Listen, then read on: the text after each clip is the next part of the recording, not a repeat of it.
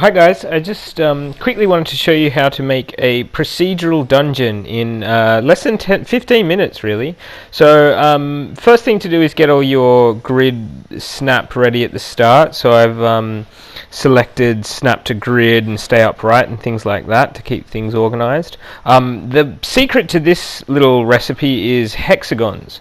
It's a hexagonal grid because the pathfinding mechanism, as I discovered when you've got squares, tends to hit the diagonals, and diagonals don't let a character travel through the maze which is generated. So I've just had a little idea that hexagons might work because they don't have nearly as many diagonals, and it works really well. So I'm not doing any styling or anything like that at this point. I'm just creating basically a 10 by 10 grid of hexagons with walls.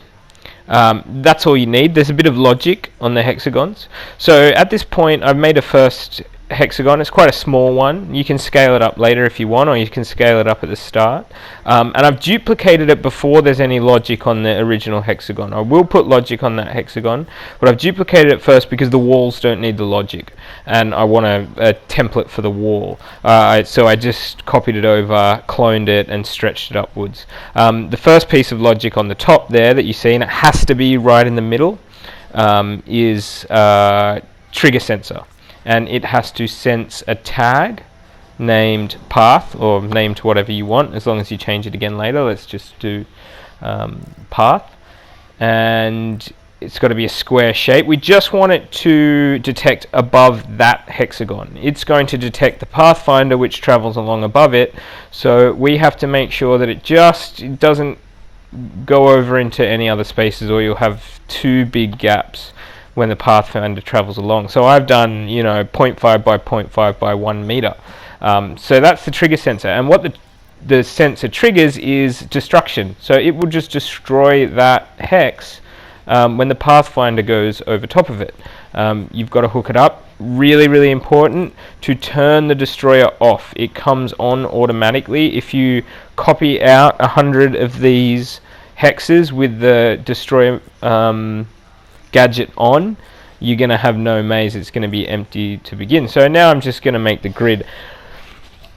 As I said, 10 by 10 is what I'm doing here. It's probably a little bit small for a functional maze, although you could probably come up with a game on a small maze. I've tried it with as many. At the last one I tried just this morning was 25 by 25. It works. It takes a fair bit longer. I got to turn the grid down to a quarter to get the alignment right on the hexes. So you can start with a grid size of 1 or 2, but ultimately you're going to have to fine tune the grid size. I've just kind of selected multiple rows, copying them out, really easy. It doesn't look like it because they're grouped, but each of those hexes has the logic. So one trigger sensor, which is looking for the path tag, connected to a destroyer, which will delete that hex when the pathfinder goes overhead. So it doesn't take too long here. That's a 10 by 10 grid by the looks of it. Should be fine. I think here at this point I've unselected or ungrouped that first row so that you can see that the logic is still on there. It's just hidden when you group things, I guess, for, I don't know, tidiness reasons or whatever. I've got to duplicate the walls now. These don't need any logic whatsoever. They're just walls. You do need the walls to be a little higher. That's why I stretched them out, because the pathfinder has to kind of bounce. Otherwise it'll just, the pathfinder I use will just go flying off the map if it doesn't have walls. So it would be quite unsatisfactory, because it would just be a very small maze or small dungeon. So as I said before, there's no styling. While you're watching me copy out this, which takes a little minute, some finicky rotations and stuff, there's no styling, and I would recommend, if you're doing this, style it first. Get the colors down. You can do some really easy textures, impasto effects, strokes, on the hex before you duplicate it, just to give it a bit of a dungeony kind of look. I do have some nice kind of coloured dungeons in this, using this pathfinder to create a cool maze, but for the purposes I'm not going to teach you how to style bricks and stuff like that, but it is easiest to do it before you duplicate them all.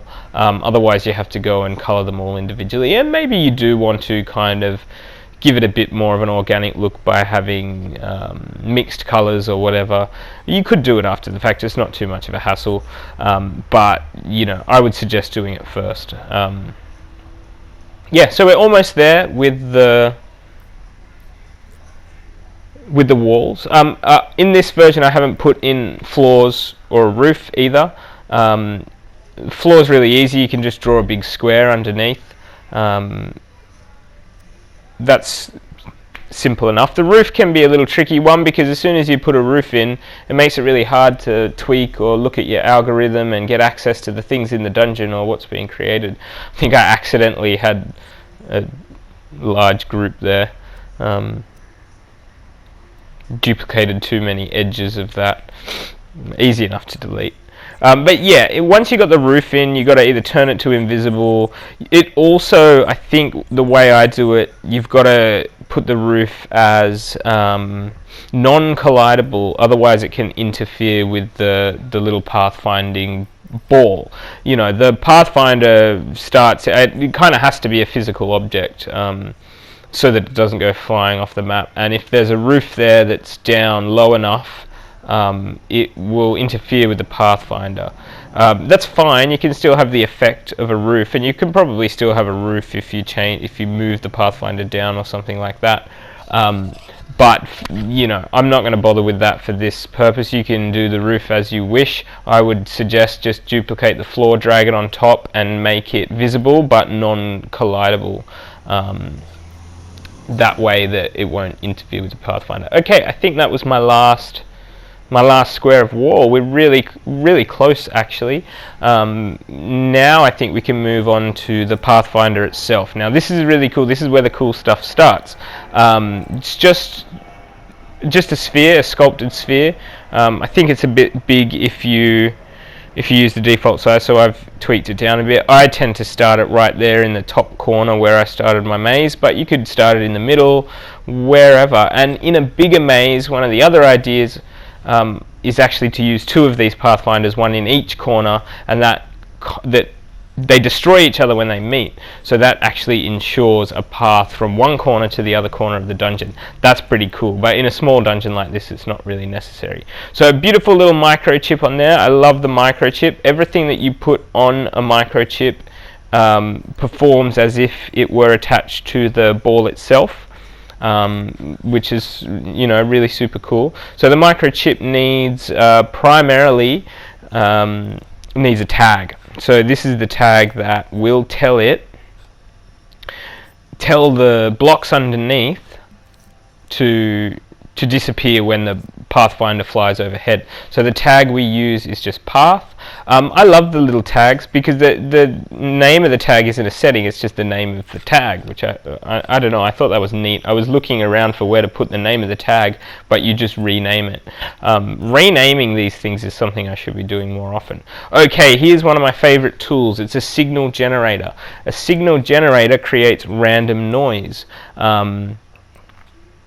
I'm just tweaking some of the settings here on the Pathfinder to make it work. It has to be movable. I think we'll come to that in a minute. You can turn down the density and the gravity. You have to turn gravity off as well, or it may, you know, not work quite well. Anyway, the signal generator is a super cool thing. It creates random noise. So the idea of this Pathfinder is you send random noise into the X and Z coordinates of the Pathfinder, so with an advanced mover, and it will accelerate itself in random directions around until you tell it to stop. And you wind up having a nice little maze which a player can traverse because it's been traversed by this little Pathfinder first. So I'm tweaking the settings here. There's so many ways you can play with this to get a different effect. You can make it go faster.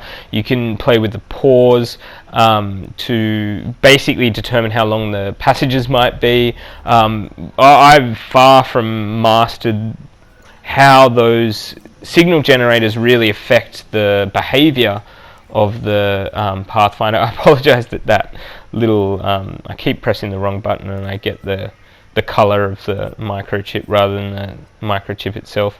Okay, so this is the mover. You've got to make sure you turn the Y. Y is up and down for some reason. I would think Z would be up and down. Y is up and down, and you've got to make sure you set that to 0.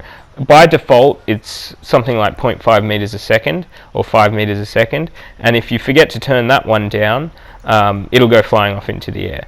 But the other two, X and Z, get fed into duplicates of that signal generator. So here we go, look at this. Oh, wait a minute. It went flying off the map. And here's the problem I was talking about before. If there were no walls, or if you made the mistake, which I did on this time round, of not selecting the movable tag, it will go flying away. It won't stay within the maze and it won't fill out its routine. So there we go. It's carving a little maze out for you, for your players, which is super cool. Now, how long does it last? That's the question. You know, there's different ways you could decide when the algorithm will end, when your dungeon's finished. Maybe you want it to be emptier. You could use it for a procedural forest or something like that with only a few little rocks. Otherwise, you know, you want a fair bit of, you know, you want a tunnel-y kind of effect rather than a big open space effect.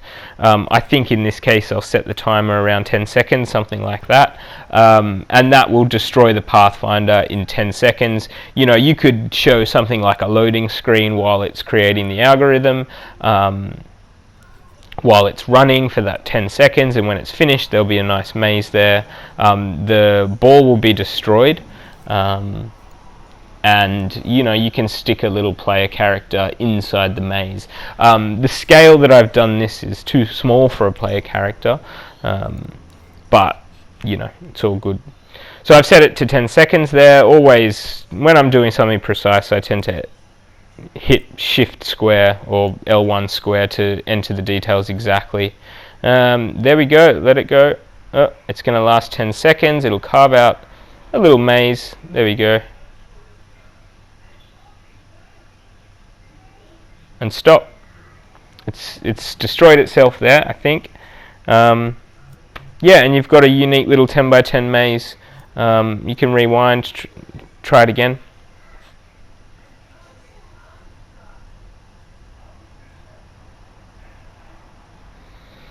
A million things you can do with this. You can scale it up, you can stretch it out, you can make it 100 by 100 grid probably. By the looks of what the thermometer it takes up, which is barely anything, you know, really easy to do. I hope you can get some use out of this, and if you have ideas to improve it, let me know.